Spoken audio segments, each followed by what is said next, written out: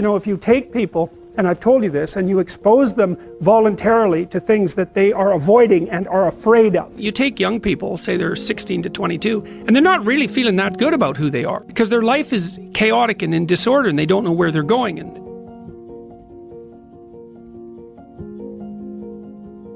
you know, if you take people, and I've told you this, and you expose them voluntarily to things that they are avoiding and are afraid of, you know, that they know they need to overcome in order to meet their goals, their self-defined goals.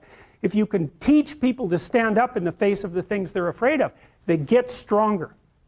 And you don't know what the upper limits to that are, because you might ask yourself, like, if for 10 years, if you didn't avoid doing what you knew you needed to do, by your own definitions, right, within the value structure that you've created, to the degree that you've done that, what would you be like? Well, you know, there are remarkable people who come into the world from time to time, and there are people who do find out over decades long periods what they could be like if they were who they were, if they spoke their being forward. And they get stronger and stronger and stronger, and we don't know the limits to that. We do not know the limits to that. And so you could say, well, in part, perhaps the reason that you're suffering unbearably can be left at your feet, because you're not everything you could be, and you know it. And of course, that's a terrible thing to admit, and it's a terrible thing to consider, but there's real promise in it, right? Because it means that perhaps there's another way that you could look at the world, and another way that you could act in the world, so what it would reflect back to you would be much better than what it reflects back to you now. I often ask undergraduates how many hours a day you waste, or how many hours a week you waste, and the classic answer is something like 4 to 6 hours a day. You know, inefficient studying, watching things on YouTube that not only do you not want to watch, that you don't even care about, that make you feel horrible about watching after you're done. That's probably 4 hours right there. You know, you think, well, that's 25 hours a week, it's 100 hours a month, that's 2.5 full work weeks, it's half a year of work weeks per year. And if your time is worth $20 an hour, which is a radical underestimate, it's probably more like 50 if you think about it in terms of deferred wages. If you're wasting 20 hours a week, you're wasting $50,000 a year, and you are doing that right now, and it's because you're young. Wasting $50,000 a year is a way bigger catastrophe than it would be for me to waste it, because I'm not going to last nearly as long. And so if your life isn't everything it could be, you could ask yourself, well, what would happen if you just stopped wasting the opportunities that are in front of you? You'd be who knows how much more efficient, 10 times more efficient, 20 times more efficient. That's the Pareto distribution. You have no idea how efficient people get. It's off the charts. Well, and if we all got our act together collectively and stopped making things worse, because that's another thing people do all the time, not only do they not do what they should to make things better, they actively attempt to make things worse because they're spiteful or resentful or arrogant or deceitful or homicidal or genocidal, or all of those things all bundled together in an absolutely pathological package. If people stopped really, really trying just to make things worse, we have no idea how much better they would get just because of that. One of the things psychologists have done for the last 20 years, especially the social psychologists, is push this idea of self-esteem. You should feel good about yourself. And I think, why would you tell someone 20 that?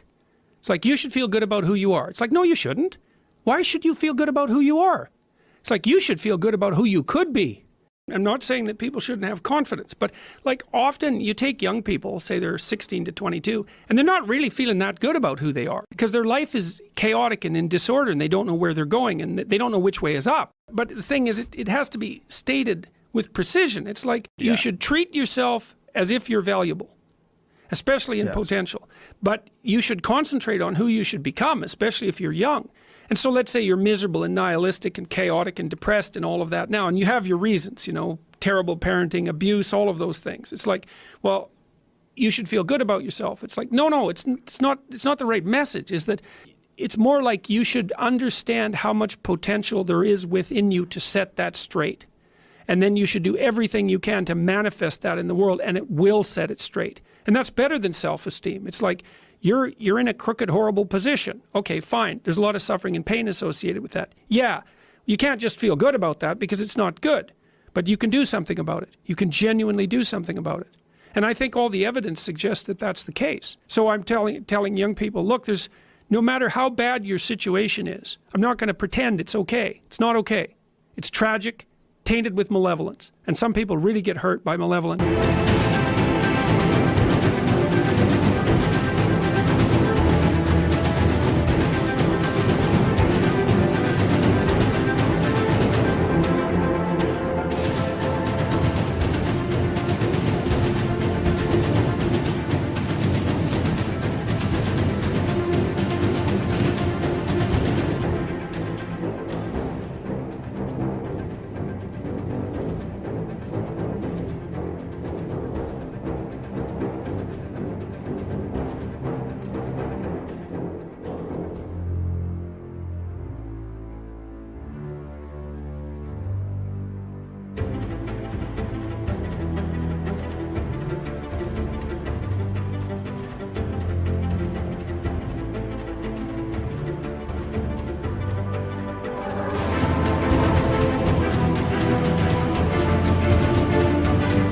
People, like, you know, terribly hurt. Sometimes they never recover. It's really awful.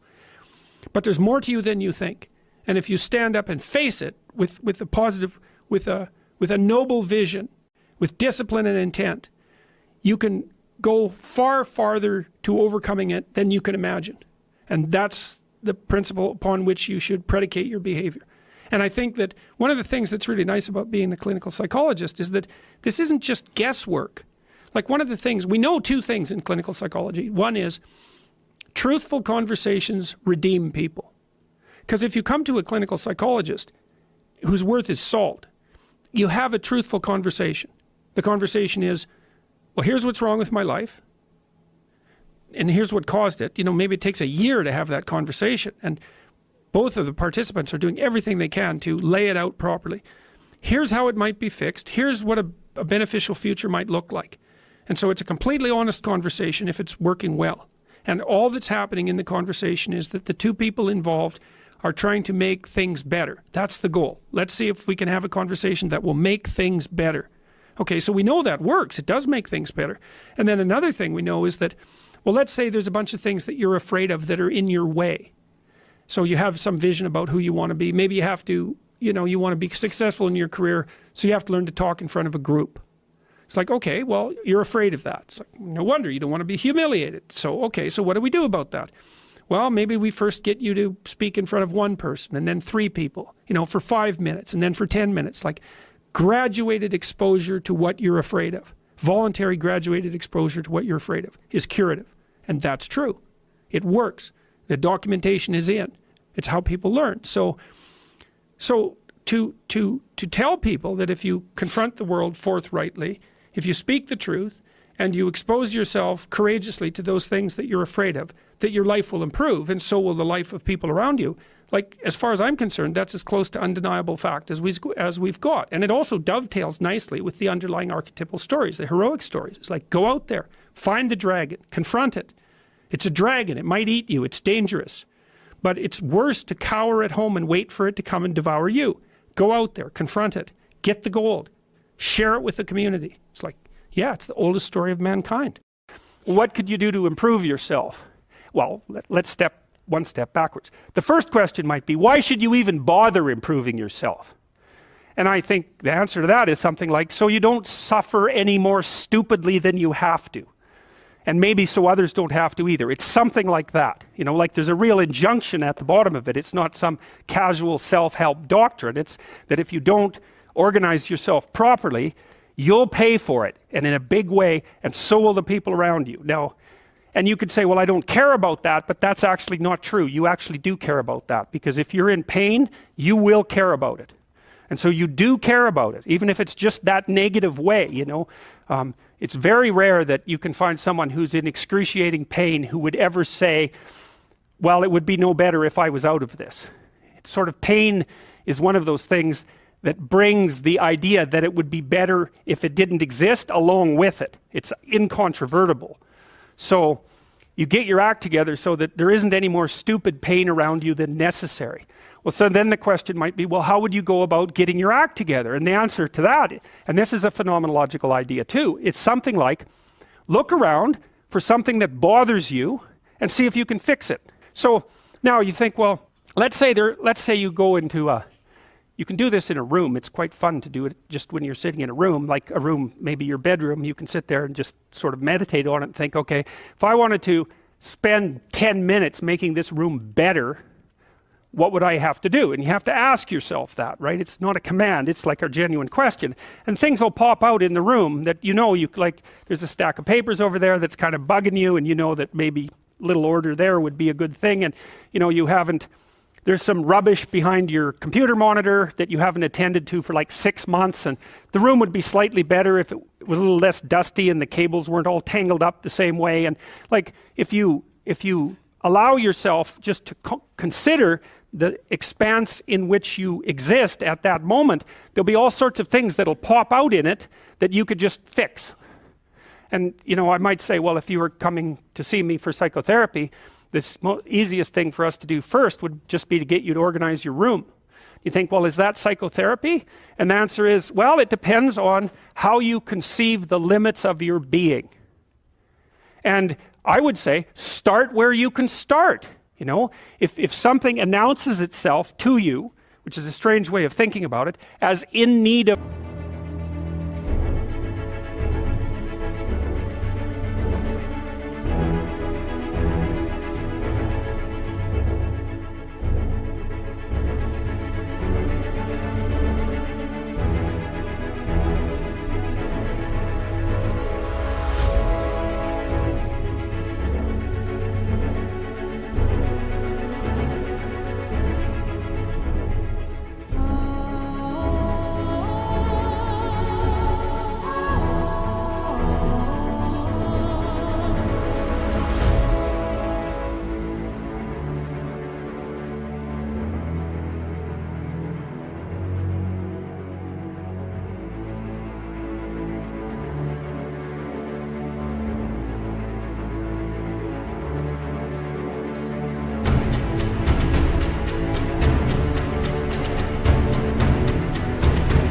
repair that you could repair, then hey, fix it.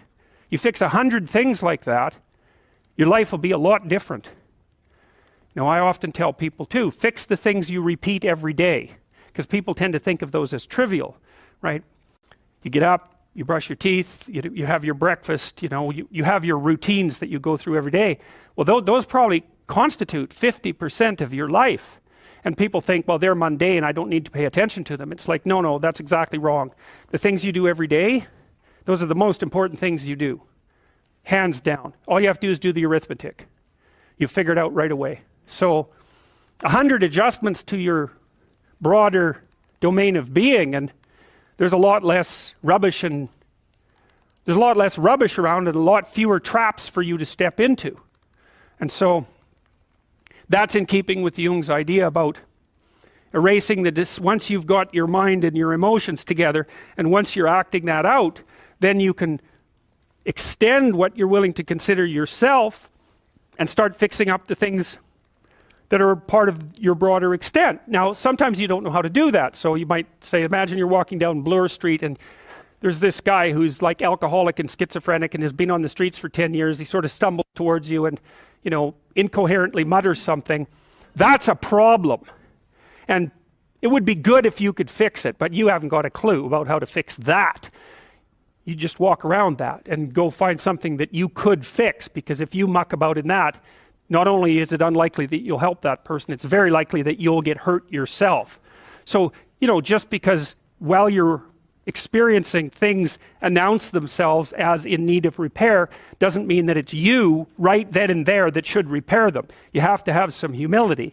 You don't walk up to a helicopter that isn't working and just start tinkering away with it.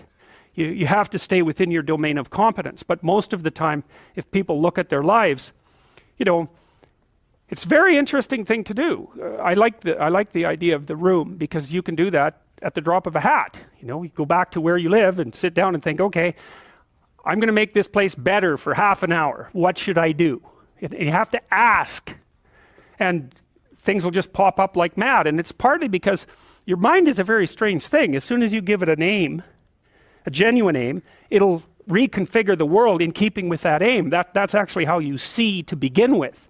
And so if you set it a task, especially, you have to be genuine about it, which is why you have to bring your thoughts and emotions together, and then you have to get them in your body so you're acting consistently. You have to be genuine about the aim, but once you aim, the world will reconfigure itself around that aim, which is very strange. And it's technically true. You know, the best example of that, you have all seen this video where you watch the basketballs being tossed back and forth between members of the white team versus the black team, and while you're doing that, a gorilla walks up into the middle of the video and you don't see it. It's like, you know, if you thought about that experiment for about 5 years, that would be about the right amount of time to spend thinking about it. Because what it shows you is that you see what you aim at. And that, man, if you can get one thing through your head as a consequence of even being in university, that would be a good one. You see what you aim at. And so because one inference you might draw from that is, be careful what you aim at, right? What you aim at determines the way the world manifests itself to you. And so if the world is manifesting itself in a very negative way, one thing to ask is, are you aiming at the right thing?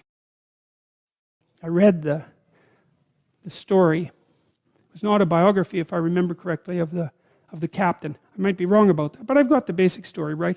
Well, they had a shipwreck in the Antarctica. And then they were there for a whole year in the Antarctica, you know, and none of them died, not one. He didn't lose a single man, not one. He kept their morale high. And then they took this boat that was on the ship, and they crossed like 400 miles of the roughest ocean, the roughest frigid ocean in the world, right? You don't go in that ocean. And then they went to an island, and they walked across the island, across these mountains that no one else has ever climbed since.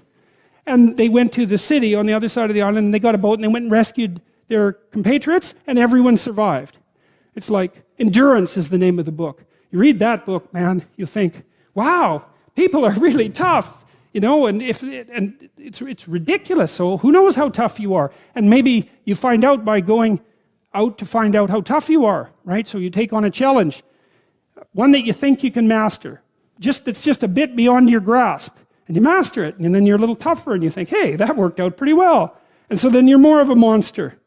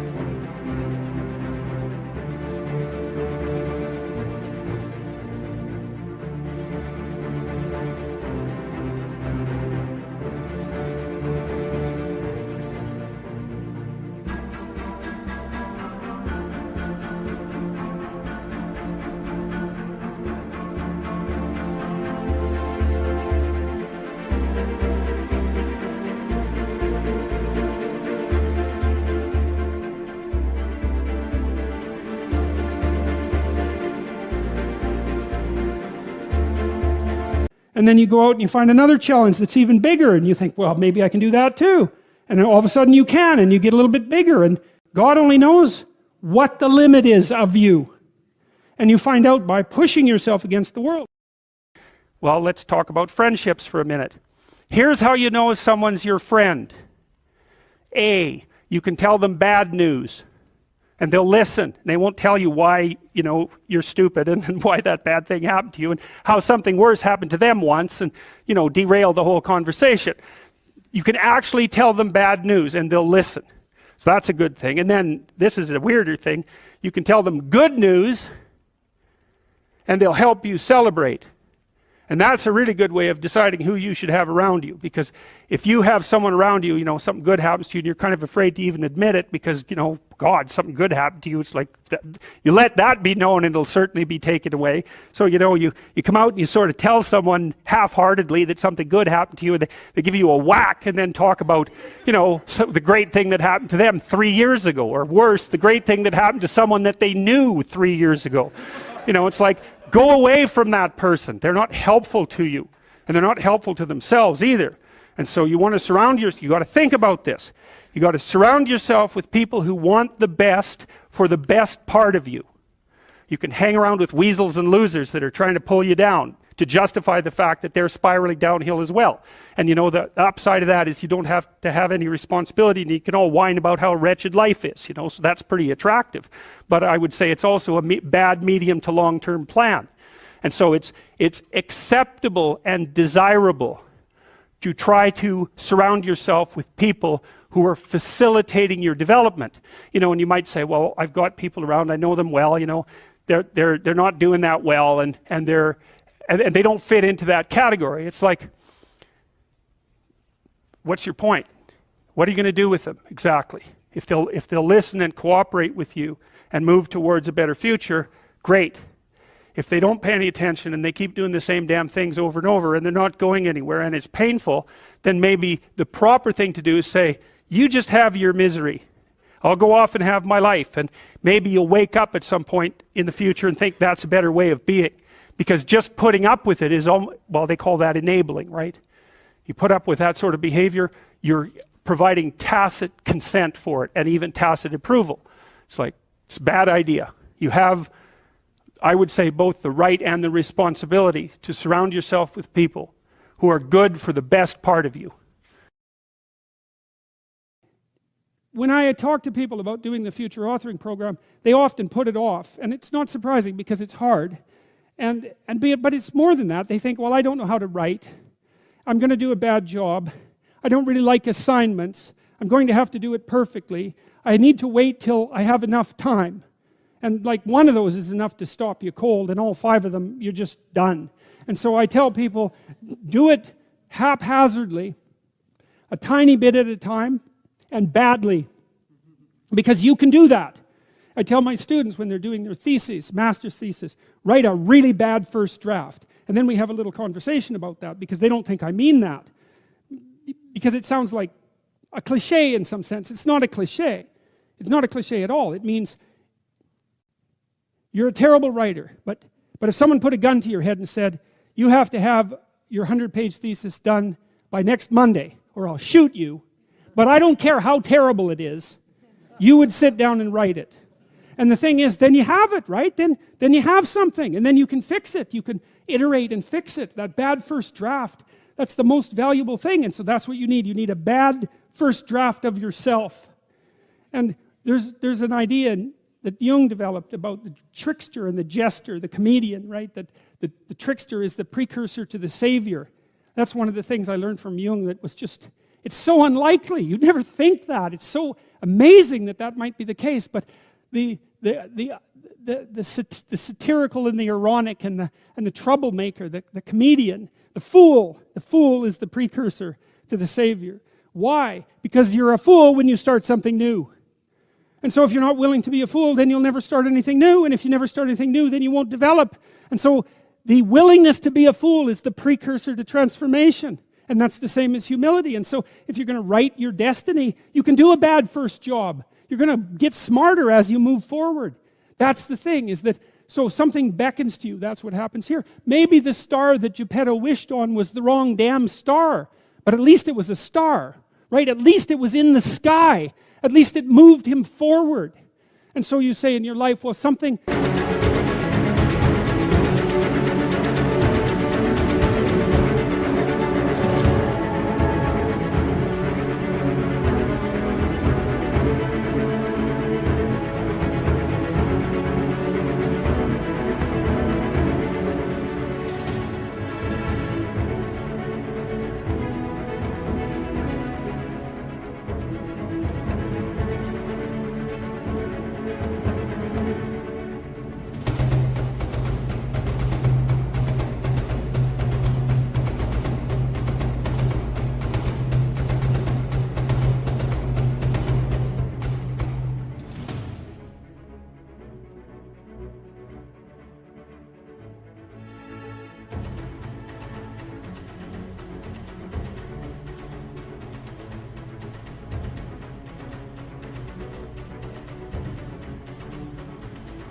grips you and fills you with interest. And you think, well, should I do that? And the answer is, if not that, then something. What if it's a mistake? It's a mistake. Rest assured. What do you know? You're going to stumble around, right? And what's going to happen is this. You're going to move, you're going to not stay in stasis. You're not going to wander around in circles. And I see people like that. They said, well, I never knew what to do, and now I'm 40. It's like, that's not so good. That's not so good. And you might say, well, and there is a literature too that suggests that people are a lot more unhappy when they look back on their lives about the things they didn't do than they are about the mistakes they made while they were doing things. And so that's really worth thinking about too, because there's redemptive mistakes. And a redemptive mistake would be a mistake that you make when you go out and try to do something. You know, you think, okay, I'm going to try to do this. When you're not good at it, you make a bunch of mistakes. It's like, well, what's the consequence? If you pay attention, is you're not quite so stupid anymore. That's the thing, is you've been informed by the results of your errors. And so what happens is you follow the beacon, you follow the light. And you're blind, so you don't know where the light is. It's dimly apprehended only, and you're afraid to follow it. But you decide to take some stumbling steps towards it. And as you take stumbling steps towards it, you become illuminated and enlightened and informed because of the nature of your experience, because you're pushing yourself beyond where you are, and you're going into the country that you have not yet been in, and you learn something. And so what happens then is the star moves. You move 10 feet towards it, and you think, no, that's not right. I didn't get it right. It isn't there. It's actually there. And so then you see it somewhere else, and you shift yourself slightly, and you move forward. And that's what happens, is that you continue as you change. The thing that guides you forward moves, right? It's like God in the desert in Egypt. The pillar of light that you're following, it's moving. It's not a permanent thing. You move towards it, it moves away. It guides you forward. And so you say, well, is what I'm aiming at paradise itself? And the answer to that is no, because what do you know? You couldn't see paradise if it was right in front of you, but you might get a glimmer of it. And so you move towards it, and you grow. And then the next time you open your eyes, you see a little bit more clearly. And that's what happens, is that just happens over and over, right? It keeps moving. And so you move like this. But the thing that's so cool is that all those zigs and zags, you say, and each of those zags and zigs is a catastrophe. I hit a wall, my God, and then I had to die a little bit, and I barely got back up. It's a phoenix transformation at each turn, and it's painful. But the thing is that even though you've traveled 20 miles, let's say, on that road, and you've only moved 3 miles forward, you've moved 3 miles forward instead of falling backwards, because that's the thing too, is that if you stand still, you fall backwards. You cannot stand still, because the world moves away from you if you stand still. And there's no stasis, there's only backwards. And so if you're not moving forwards, then you're moving backwards. And that's more of the underlying truth of the Matthew principle. To those who have everything, more will be given. From those who have nothing, everything will be taken. It's a warning. Do not stay in one place. Well, as you zig and zag, maybe the cataclysm of each transformation starts to lessen. There's not so much of you that has to die with every mistake. And maybe you end up oriented at least reasonably properly. And if you were sensible, that would have been your trip. But it wasn't, right? It's that. And perhaps it's a lot worse than that. Perhaps there's no shortage of backtracking. But it doesn't matter, because as you stumble forward, you illuminate and inform yourself. And perhaps that's partly because the world is made of information. And if you encounter it and tangle with it, then it informs you. And then you become informed. And then you're information. And then you're ready.